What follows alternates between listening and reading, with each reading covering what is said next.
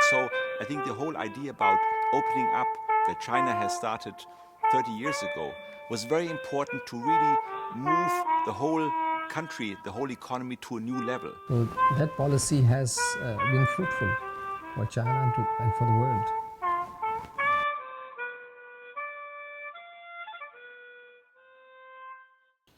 So the interaction between the global economy and the Chinese economy is an inevitable consequence of economic development being prioritized.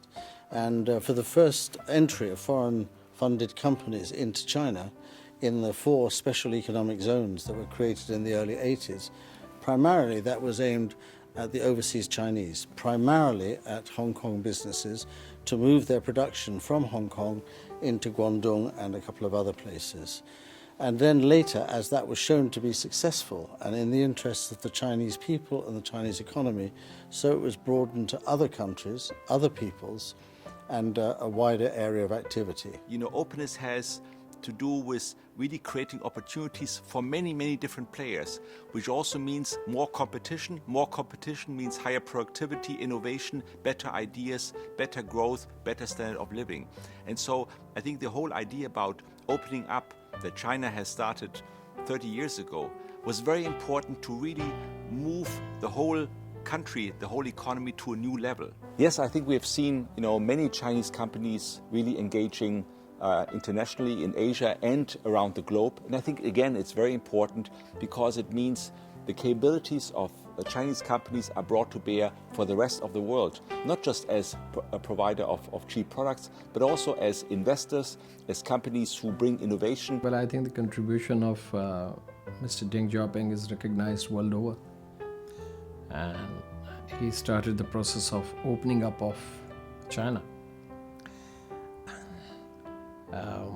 And China, since then, China has made great progress in innovation, technology, in mobilizing the people for, national development. He had that vision that China, being such a big country, can make progress only when it interacts more with the outside world and, explores opportunities rather than being a closed economy. So that policy has been fruitful for China and for the world. And anything that's ice-breaking, we're known as the icebreakers, anything that's ice-breaking always involves controversy, always involves people arguing about whether you should or you shouldn't take the risk. They did take the risk. They knew us. They knew we wouldn't try and fool them, make idiots of China or anything like that at all. And then began a big increase of foreign investment into China for development of the Chinese market.